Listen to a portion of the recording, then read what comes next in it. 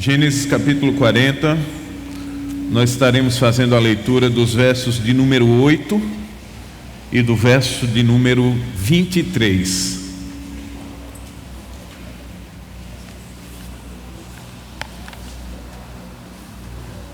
A palavra do Senhor nos diz assim: eles responderam: tivemos sonhos, mas não há quem os interprete.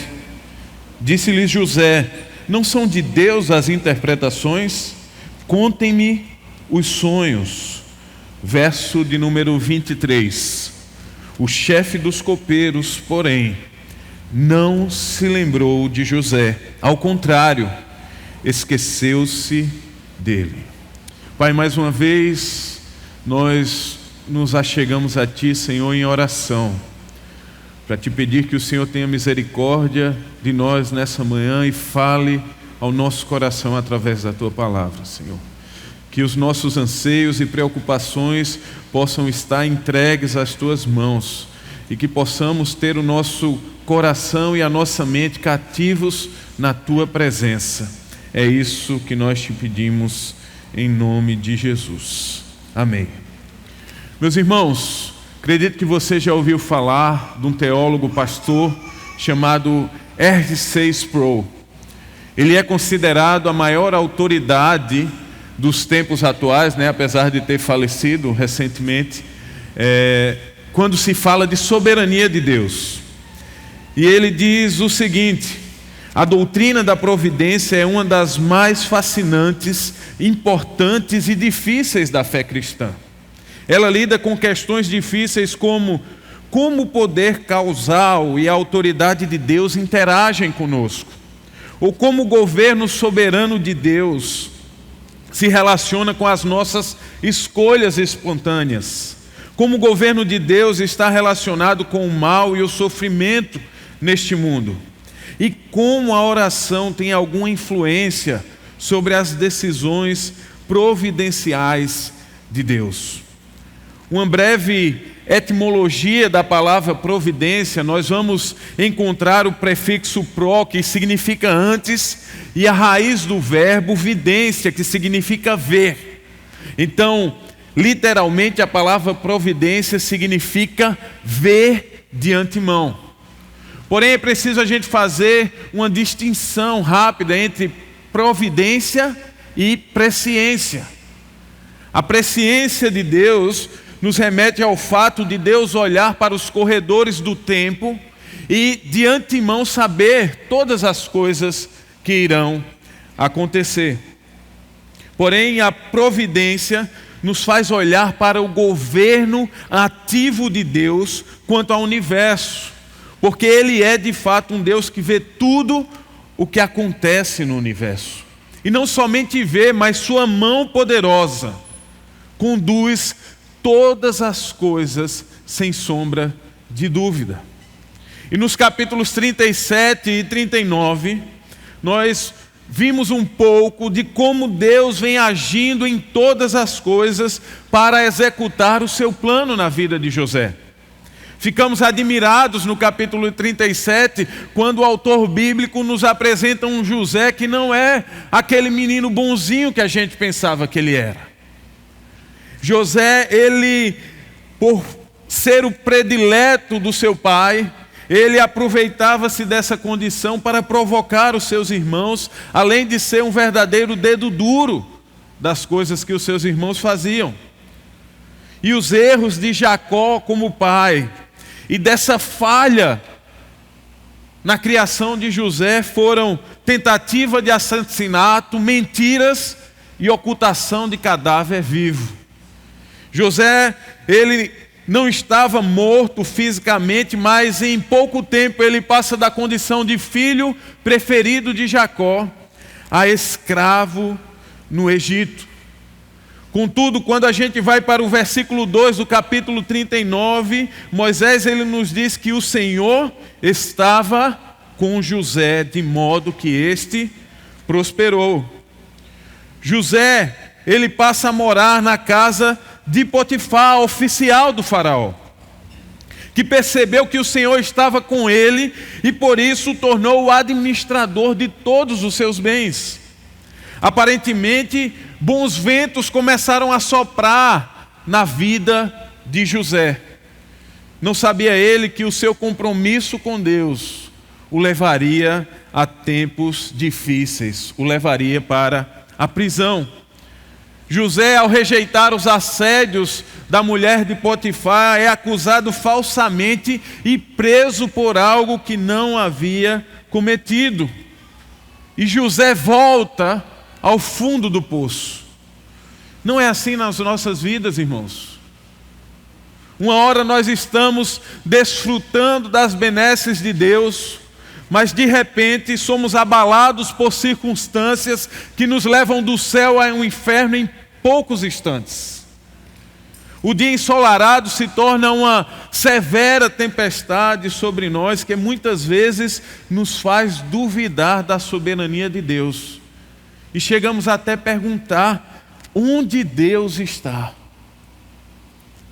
No capítulo 40, por meio do relato da história de José, a palavra do Senhor nos ensina que a mão invisível de Deus, ela está agindo na vida dos seus filhos.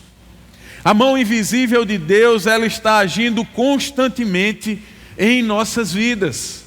E nós, em primeiro lugar, iremos perceber que a mão invisível de Deus, ela age nos personagens da história. Mantenha a sua Bíblia aberta, nós iremos ler esse texto no decorrer da nossa mensagem. O versículo 1 diz assim: algum tempo depois, o copeiro e o padeiro do rei do Egito fizeram uma ofensa ao seu senhor, o rei do Egito. O faraó irou-se com os dois oficiais, o chefe dos copeiros e o chefe dos padeiros, e mandou prendê-los na casa do capitão da guarda, na prisão em que José estava. O capitão da guarda os deixou aos cuidados de José, que os servia. Você identificou os personagens dessa cena? O autor ele nos dá, a princípio, uma noção de tempo, quando fala que algum tempo depois, é possível a gente afirmar que desde o período, aquele momento onde José foi vendido como escravo, até agora, se passaram cerca de 11 anos. 11 anos, então não se trata mais daquele José, daquele adolescente que gostava de se vangloriar diante dos seus irmãos, daquele menino imaturo do capítulo 37. Mas na verdade aqui nós estamos diante do José, menino prodígio do capítulo de número 39. Tudo que José viveu tornou ele alguém mais maduro. Tornou alguém em José alguém que estava preparado para as situações da vida. Contudo, José não é o único personagem dessa cena. O texto também nos apresenta mais dois personagens que serão protagonistas no capítulo 40. E trata-se de dois oficiais do faraó, o chefe dos copeiros e o chefe dos padeiros. O cargo ocupado por estes oficiais, meus irmãos, ele estava diretamente ligado à segurança nacional do Egito. Pelo menos 3 vezes por dia, aqueles dois homens tinham a oportunidade de investir contra a vida do faraó. Pois um deles era responsável pelo vinho que era servido ao faraó e o outro pelos pães e bolos que ele comia. Por isso, nós não podemos ver esses homens apenas como chefes de cozinha ou cozinheiros que estavam distante do faraó. Pelo contrário, se tratava de homens ricos, importantes, com influência política e que muitas vezes se tornavam confidentes e favorecidos pelo rei. Porém, o texto ele nos diz que esses dois oficiais, eles fizeram uma ofensa contra Faraó. E no texto hebraico, a ideia aqui é que eles pecaram contra o seu Senhor. Não se tratava de um deslize ou algo que pudesse ser relevado. O faraó ele não era apenas um líder econômico, político e militar do Egito.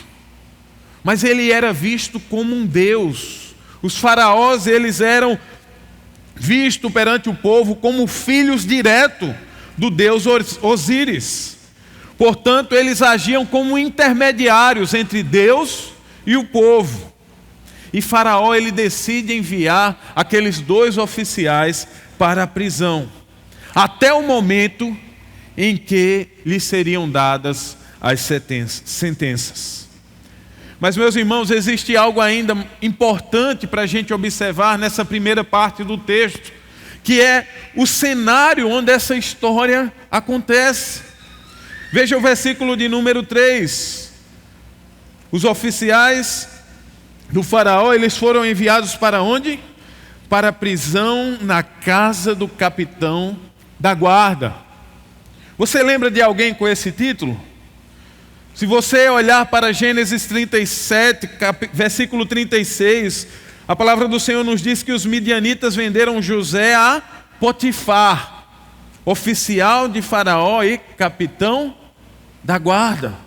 Em Gênesis 39, versículo 1, José havia sido levado para o Egito, onde o egípcio Potifar, oficial de Faraó e capitão da guarda, comprou dos ismaelitas que tinham levado para lá.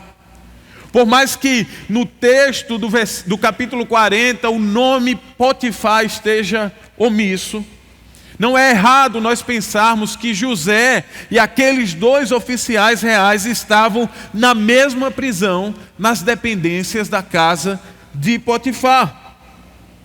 E se de fato, meus irmãos, é Potifar o responsável por esta prisão, por mais que tenha enviado José para lá, ele não acreditava totalmente no caráter da sua mulher, mas pensando em evitar maiores problemas conjugais e sociais, ele manda José para lá. Mas caso não seja Potifar, seja outro capitão, nós podemos ver que num período de tempo curto, José, com o seu testemunho e com o que Deus estava fazendo na vida dele, conquistou a confiança daquele homem, a ponto de estar no comando daquela prisão.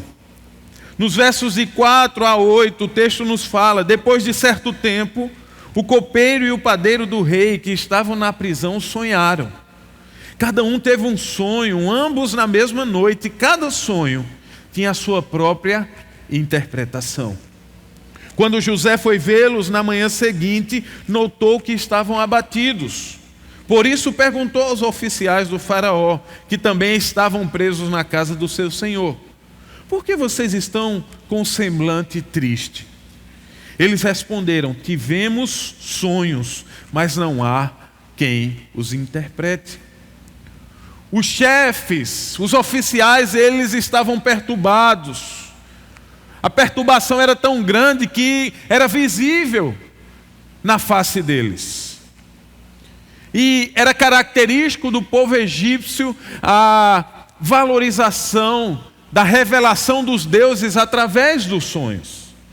E essa revelação geralmente acontecia em pares, a fim de que um sonho confirmasse o outro.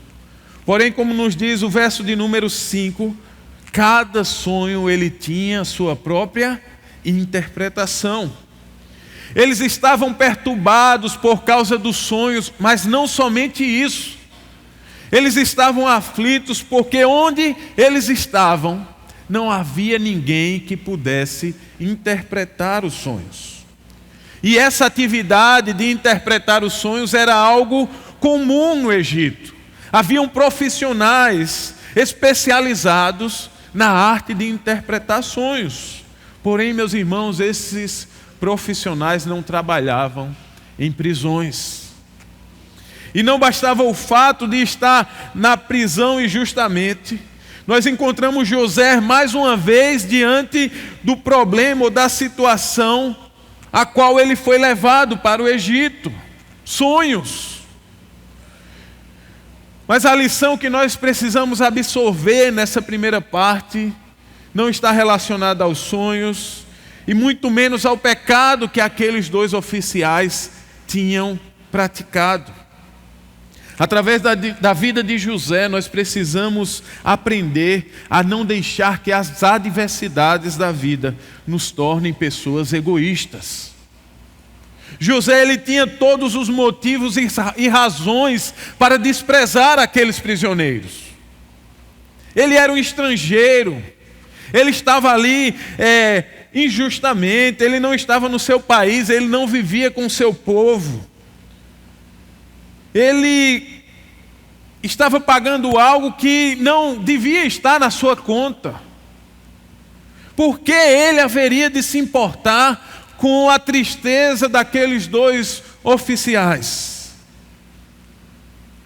E muitas vezes, meus irmãos, é assim que nós agimos. Em meio às esperanças frustradas, em meio ao nosso sofrimento que parece não ter fim, nós paramos de nos importar com o nosso próximo. Nós passamos a olhar para nós mesmos, e do mesmo jeito que a grama do vizinho parece sempre ser mais verde do que a nossa, os nossos problemas também parecem ser sempre maiores do que os problemas do resto do mundo. E o sofrimento, na maioria das vezes, nos torna egoístas.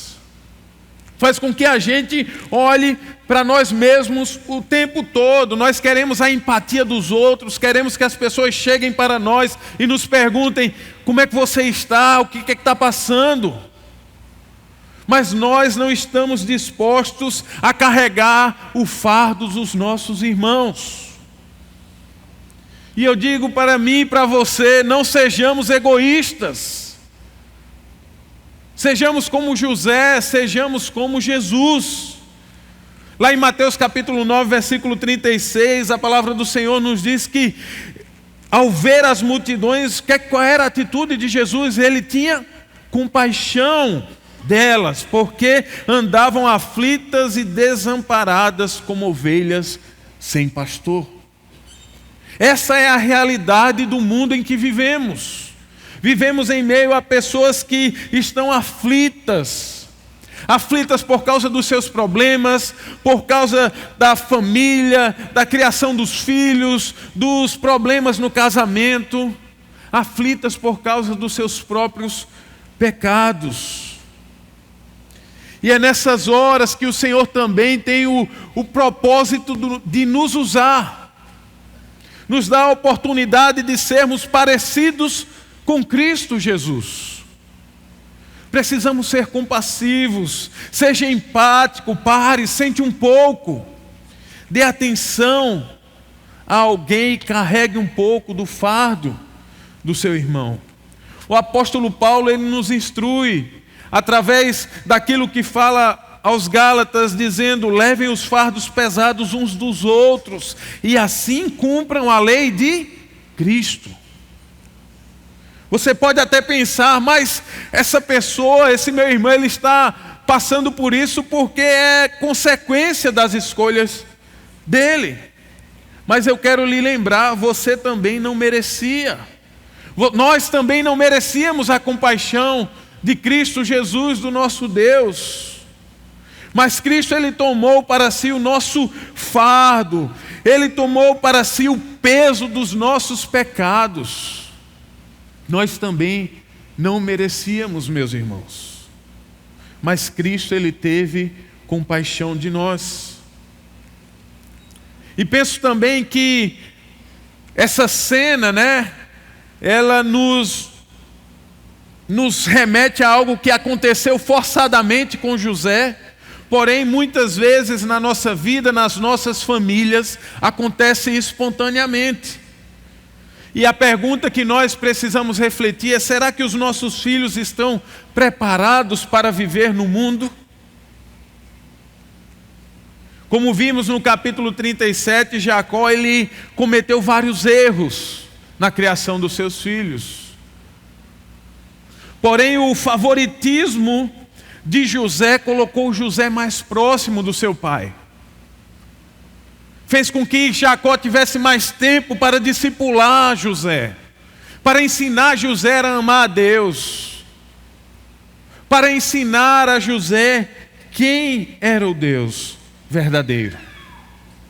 E tudo que aprendeu, tudo que José aprendeu aos pés do seu pai, não se apartou dele quando ele foi levado como escravo no Egito.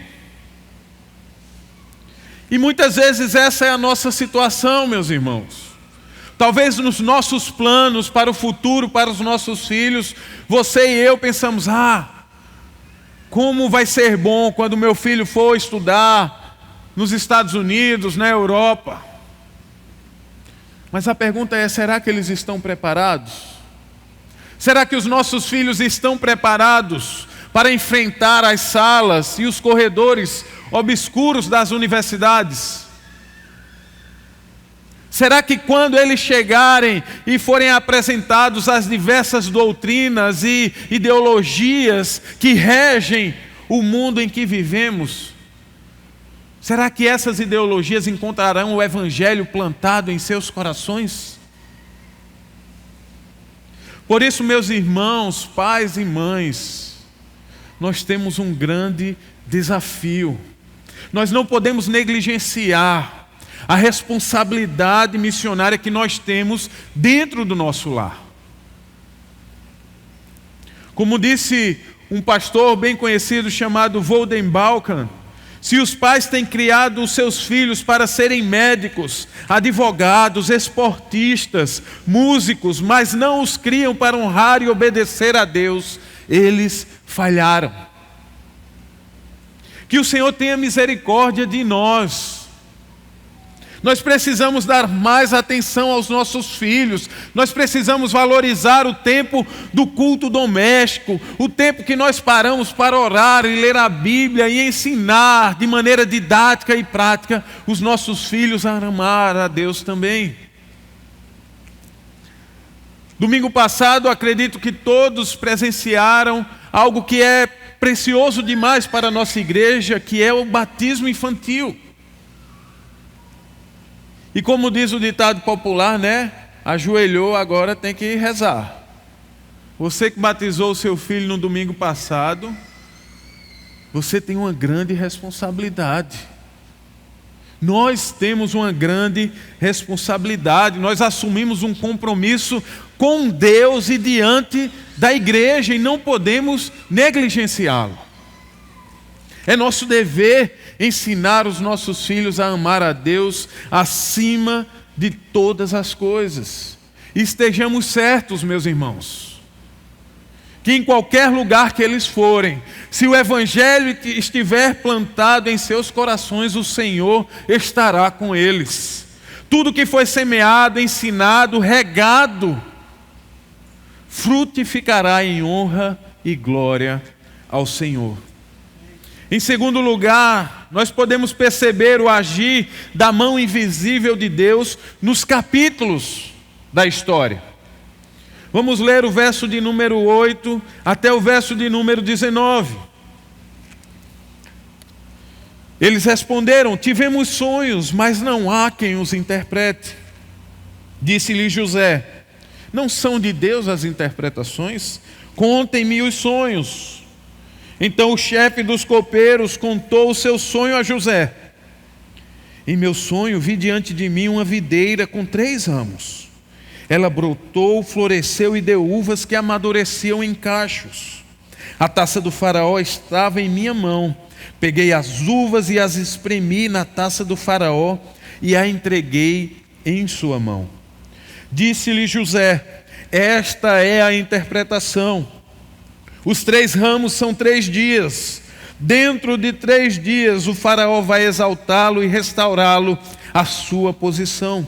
E você servirá a taça na mão dele, como costumava fazer quando era seu copeiro. Quando tudo estiver indo bem com você, lembre-se de mim e seja bondoso comigo.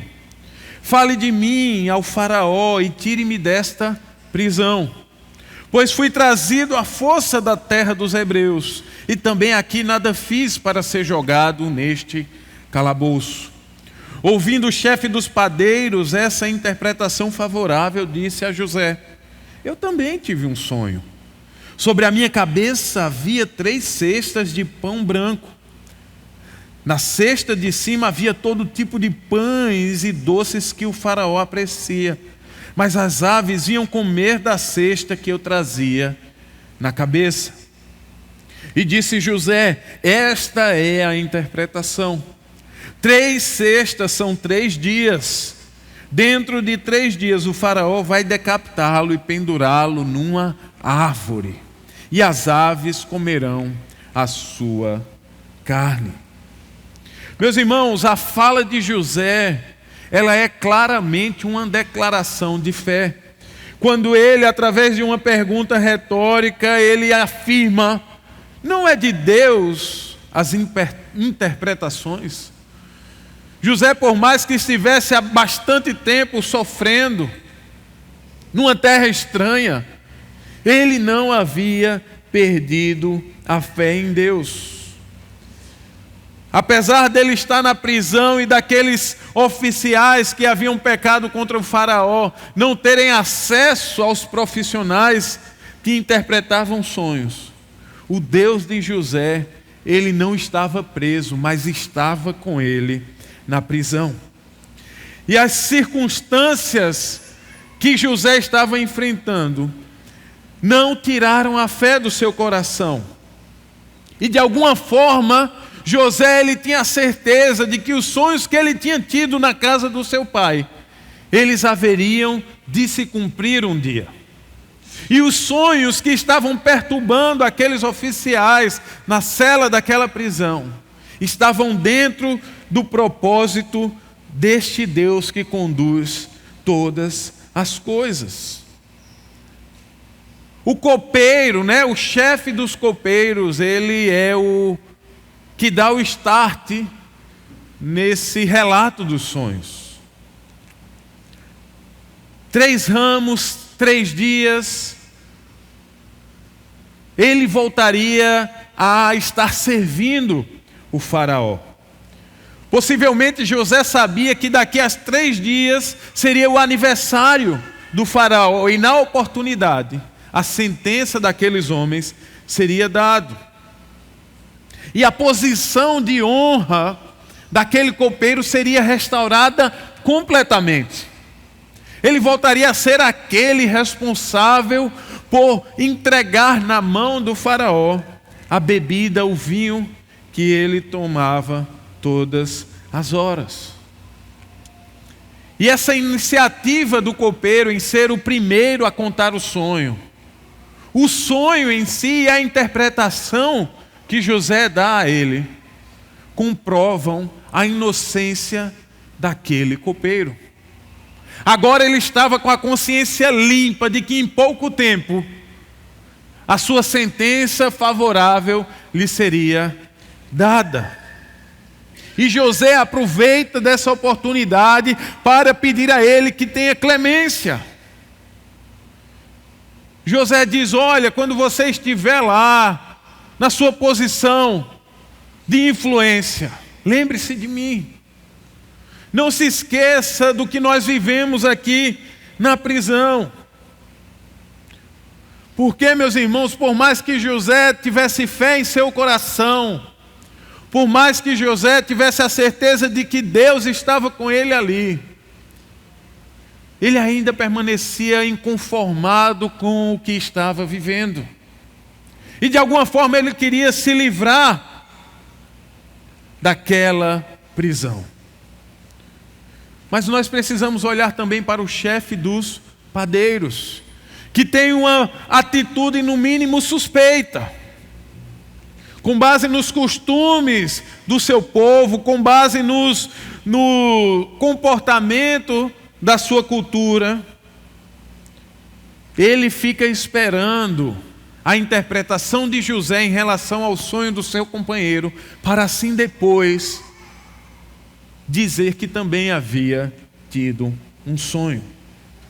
Porém, ele não sabia que, diferente do copeiro, a interpretação do seu sonho não lhe seria favorável.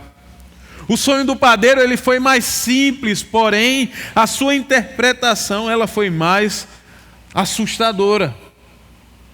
E José, ele não hesitou em dar aquela informação, pois ele tinha certeza de que ele mesmo era apenas um instrumento de Deus. Como ele já havia dito, as interpretações pertenciam a Deus. E o versículo 18 e 19, José diz: esta é a interpretação. As 3 cestas são 3 dias, dentro de 3 dias o faraó vai decapitá-lo e pendurá-lo numa árvore, e as aves comerão a sua carne. A interpretação de José deixa claro que o padeiro ele era culpado pela ofensa que havia cometido contra o faraó. Contrário do copeiro, que seria restaurado, o padeiro em poucos dias enfrentaria a morte, uma morte vergonhosa, uma morte que terminaria com as aves comendo a carne daquele egípcio, para provar o tamanho da gravidade do pecado que ele havia cometido, que exigia uma punição severa e pública, para que outros não tivessem a mesma coragem de fazê-lo. E talvez a gente fique curioso, para saber, mas rapaz, o que esses caras fizeram? O que esse cara fez? Qual foi o pecado? Qual foi essa falta tão grave cometida por ele? Porém, o texto ele não nos traz essa informação. Ela não é tão importante assim, a ponto de ser registrada. Mas a pergunta que nós precisamos fazer é: com quem nós somos mais parecidos? Com José ou com o chefe dos padeiros? Apesar de estarem na mesma condição de prisioneiros, por mais que tanto José quanto o chefe dos padeiros tivessem tido sonhos reveladores em relação ao futuro, o comportamento deles em meio à adversidade é totalmente diferente. De um lado nós temos alguém que estava passando os piores anos da sua vida. Ele havia sido jogado em um poço, vendido como escravo, servindo em uma terra estranha, com uma língua diferente, com costumes diferentes, com um Deus diferente. José, ele havia saído do fundo do buraco em que os seus irmãos o haviam jogado, mas ainda permanecia no fundo do poço da vida. Contudo, irmãos, não faltava fé no coração de José. Mesmo nos momentos mais difíceis da vida, ele não deixou de crer em Deus. Jacó não errou na maneira como ensinou José a amar a Deus. Como diz um comentarista, José estava enfrentando a tentação de perder a fé em Deus.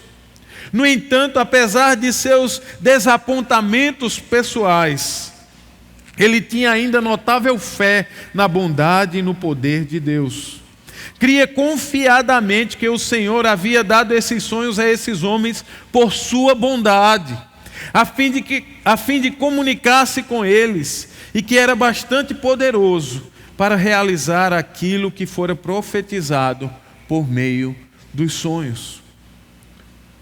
Diferente do comportamento do chefe dos padeiros, nós temos aqui um homem totalmente mergulhado nos padrões da cultura que havia nascido, da cultura egípcia. E você pode afirmar, mas Levi, ele era egípcio. E eu digo, é verdade, mas nós não somos. E muitas vezes vivemos como se fôssemos. Nos momentos das adversidades, nós somos tentados a deixar Deus e o Evangelho de lado e agirmos como verdadeiros ateus, meus irmãos. Quer um exemplo disso? Quando deixamos a ansiedade tomar conta dos nossos corações. Jesus, ele nos diz lá em Mateus capítulo 6, do versículo 31 ao 33, portanto não se preocupem dizendo, que vamos comer, ou o que vamos vestir, ou o que vamos beber, pois os pagãos é quem correm atrás dessas coisas. Mas o Pai Celestial de vocês sabe que vocês precisam delas. Busquem, pois, em primeiro lugar o reino de Deus e a sua justiça, e todas essas coisas lhes serão acrescentadas. Nós precisamos viver num mundo do qual nós não fazemos parte dele. Esse é um dos desafios do Evangelho para nós. Enquanto o mundo em que vivemos coloca a esperança no dinheiro, coloca a esperança nas coisas visíveis, no plano de saúde, nos bens, no misticismo, no jeitinho brasileiro, nós que temos um Pai que conhece todas as nossas necessidades, precisamos dizer como o salmista disse: uns confiam em carros, outros em cavalos, mas nós confiamos no nome do Senhor, o nosso Deus. Precisamos colocar toda a nossa confiança nele, sejam nos palácios da vida ou nos calabouços que ele mesmo nos levar. O Senhor, ele sempre estará conosco. Agora lembrem-se também, meus irmãos, o Deus da providência, ele nada se parece com os deuses deste mundo. O nosso Deus, ele não age de acordo com os padrões dos homens. O nosso Deus, ele, enquanto o copeiro e o padeiro, eles estavam sem ter acesso a quem interpretasse os seus sonhos, José, ele tinha acesso a Deus onde quer que ele estivesse. Por mais que os oficiais acreditassem que os sonhos em pares serviam para confirmar um ao outro, Deus, ele contradiz a tradição dos homens e dá interpretações diferentes àqueles sonhos. E o padeiro, especificamente, com sua mente tomada pelo misticismo, ele pensa que a sua interpretação será favorável também. E de alguma forma, talvez na mente dele passasse: o Deus de José é igual aos nossos deuses. Ele esperava também uma boa notícia a respeito do seu sonho. Porém, Deus, ele vai na contramão dos costumes dos homens. Porque é assim que os profissionais da fé costumam trabalhar. Era assim que os profissionais intérpretes de sonhos costumavam trabalhar, mas não é assim que o Deus de José trabalha. O falso evangelho, ele nos apresenta um Deus que pode ser comprado, nos apresenta um Deus que atende os desejos dos homens como um gênio da lâmpada. Porém, meus irmãos, o Deus criador dos céus e da terra, ele não obedece à nossa agenda. Ele não se submete aos nossos padrões. Ele não é influenciado pela maneira como os homens da terra tentam de todas as formas dominá-lo. Pelo contrário, toda a criação, todos os homens, todos os seres, todas as coisas visíveis e invisíveis estão e obedecem a esse Deus que está no controle do universo. Ele é Deus. E por fim, meus irmãos, nós podemos perceber o agir da mão invisível de Deus no desfecho da história. Eu penso que os oficiais do faraó, eles passaram de um quadro de angústia por causa dos seus sonhos para um estado de ansiedade por causa da interpretação deles. Veja o que diz o texto bíblico a partir do verso de número 20. 3 dias depois, era o aniversário do faraó. E ele ofereceu um banquete a todos os seus conselheiros. Na presença deles, reapresentou o chefe dos copeiros e o chefe dos padeiros. Restaurou a sua posição o chefe dos copeiros, de modo que ele voltou a ser aquele que servia a taça do faraó. Mas ao chefe dos padeiros mandou enforcar, como José lhe dissera em sua interpretação. O chefe dos copeiros, porém, não se lembrou de José. Ao contrário, esqueceu-se dele.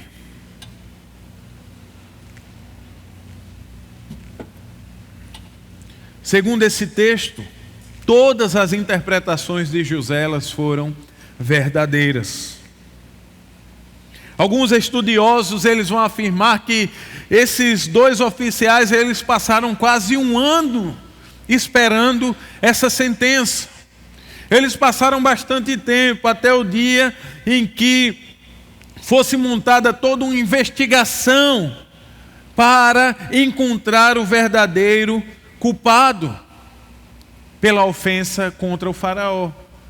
E muito mesmo antes do resultado dessa investigação ser divulgado e anunciado pelo faraó, Deus já havia revelado a José.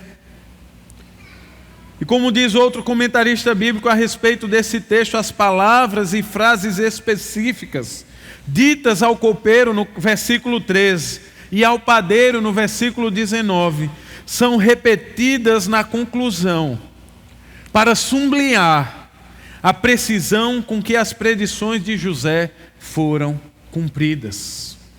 Isso é animador para José, porque durante 11 anos ele acreditou, apesar das circunstâncias adversas, que o sonho que ele havia tido se tornaria realidade. E agora ele tinha sólidas evidências do poder de Deus na interpretação dos sonhos. Agora ele estava duplamente convicto de que os seus sonhos seriam realizados. E José, meus irmãos, muito provavelmente ficou aguardando o momento de ser chamado à presença do faraó. Penso eu que ao ouvir o barulho da festa, ele aguardava a qualquer momento o carcereiro vir buscá-lo a fim de apresentá-lo ao faraó. Mas não é bem isso que acontece. O verso 23 diz que o chefe dos copeiros, ele não se lembrou de José. Ao contrário, ele esqueceu-se dele. Mas eu pergunto a você, como isso é possível? Será que o chefe dos copeiros estava passando por algum problema de memória? E a resposta é não, ele não estava passando. Aqui não se trata de um lapso mental, mas sim de um lapso moral. Aquele homem, ele fez questão de esquecer de José naquela prisão. Não havia muito tempo, não havia passado muito tempo que eles estavam juntos ali, então não era possível. E o pedido de José estava fresco ainda na sua memória: não se esqueça de mim, seja bondoso para comigo. Porém, ele não se importou com a situação de José. Mesmo conhecendo toda a história que José havia lhe relatado, ele não foi grato a José por ter lhe aliviado a angústia trazida por causa do sonho que ele havia tido. José, ele foi esquecido propositadamente. Mais uma decepção. Quando parecia que tudo estava para melhorar, nada melhorou. E nós precisamos entender com isso, que a espera faz parte do trabalhar de Deus em nossas vidas. Ao todo, seriam 13 anos, desde que foi vendido pelos seus irmãos, até o momento em que José será exaltado pelo faraó, que nós ouviremos na próxima semana. E ao longo desses anos vividos por José, esses anos não faziam parte de um castigo de Deus sobre a vida dele. Deus não estava castigando José durante esse tempo que passou no Egito. Pelo contrário, eram partes do trabalhar de Deus, moldando o caráter de José e fortalecendo a sua fé. José, o hebreu, ele passaria de escravo prisioneiro em um dia para o cargo de governador do Egito no outro. O homem mais importante depois do faraó. E Deus estava preparando José, o seu coração, suas emoções, sua fé para ser instrumento dele no plano da salvação. José precisava ser preparado para honrar a Deus em meio à corrupção do Egito, em meio às práticas sexuais pecaminosas dos egípcios. José estava sendo preparado por Deus e ensinado a não perder a fé. Agora não mais no fundo do poço, mas nos salões reais. E assim também é o trabalhar de Deus nas nossas vidas, irmãos. Muitas vezes, por causa do nosso coração imediatista, nós queremos resolver as coisas no nosso tempo. Queremos todas as coisas funcionando a nosso favor e no nosso tempo. Mas eu tenho que lhe dizer, não é assim não. As coisas não acontecem do nosso jeito. E às vezes, a gente tem um exemplo disso, ou uma ilustração disso dentro da nossa casa, quando Lucas e Rebeca querem mandar, nas coisas. Se acham que são autossuficientes. E eu digo para eles, não é vocês que mandam aqui não. As coisas não são do jeito que vocês querem. E muitas vezes é assim que Deus faz com a gente. Deus, Ele nos coloca em situações a fim de mostrar quem está no controle das coisas. Para nos ensinar também que não é no nosso tempo. E sabe como eles fazem isso? Todos os dias, quando nós deitamos à noite para dormir. Crentes e ateus experimentam o cuidado de Deus todos os dias, quando deitam as suas cabeças em seus travesseiros e dormem, e Deus está comunicando, vocês não estão no controle das coisas. É assim que Deus faz conosco. O apóstolo Paulo, lá em Romanos, no capítulo 5, a partir do versículo 3, ele vai dizer, não só isso, mas também nos gloriamos nas tribulações, porque sabemos que a tribulação produz perseverança. A perseverança, um caráter aprovado, e o caráter aprovado, esperança. E a esperança não nos decepciona, porque Deus derramou o seu amor em nossos corações por meio do Espírito Santo que Ele nos concedeu. Irmãos, nas adversidades que enfrentamos, que muitas vezes parecem não acabar, Deus está produzindo em nós Cristo Jesus. O propósito de Deus em nossas vidas não é acabar com os nossos problemas, não é enriquecer-nos e garantir que a gente tem uma vida tranquila e feliz pelo resto do tempo. O propósito de Deus em nossas vidas é glorificar o seu nome através das tribulações que enfrentamos, nos fazendo mais parecidos com Jesus. Paulo diz em Romanos capítulo 8, versículo 28, sabemos que Deus age em todas as coisas para o bem daqueles que o amam, dos que foram chamados de acordo com o seu propósito. Eu não sei o que você está enfrentando, há quanto tempo vem enfrentando isso, mas eu sei que Deus, Ele está agindo. Deus está agindo em todas as coisas e principalmente para formar em mim e em você Cristo Jesus. Nós não encerramos o capítulo da história de José aqui nesta manhã. Nós veremos que ele ainda irá esperar mais 2 anos até ser lembrado pelo copeiro. E a partir disso nós vamos entender como a providência de Deus ela vem conduzindo toda a história de José a fim de cumprir o seu propósito salvífico.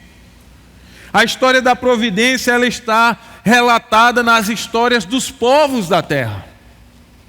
Nos registros da história dos egípcios, existe um nome de um homem chamado José e de como Deus usou a vida dele para abençoar o Egito. Nos registros da Babilônia existe um homem chamado Daniel e do Deus que Daniel servia. Dos filisteus, dos amorreus, dos cananeus, dos romanos.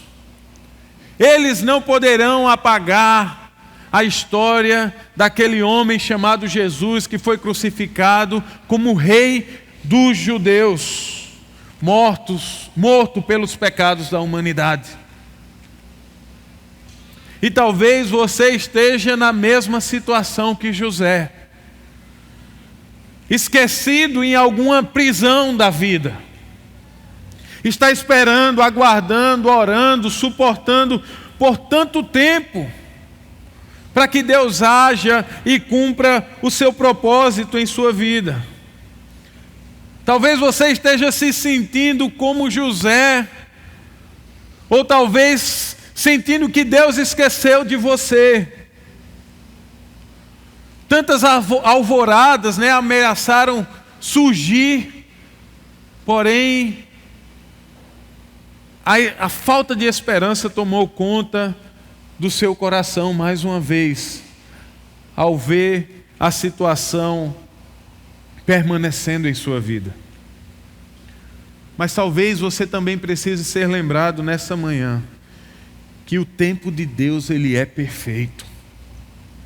Não existem acidentes, meus irmãos, com o nosso Deus. Não entendemos por ora porque ainda necessitamos permanecer na cova. Pode até não fazer sentido agora, neste exato momento, contudo, o que vale é o fato de que para Deus, que conhece todas as coisas, que é sábio, que é cheio de amor e cuidado por nós, faz sentido. Os planos sábios e amorosos de Deus, eles nos levam a extensos períodos de sofrimento, não somente para o bem de outras pessoas, mas também para o nosso próprio bem. E na minha vida e na sua vida não vai ser diferente. O Deus da providência, Ele está agindo na nossa história. Ele está agindo na sua história, mesmo sem você entender o que está acontecendo hoje. Aproveite esse tempo para entender o que Deus é na sua vida. Feche seus olhos. E eu convido você a orar neste momento e pedir ao Senhor que continue agindo. Continue agindo na sua vida e através dela, para a glória do nome dEle.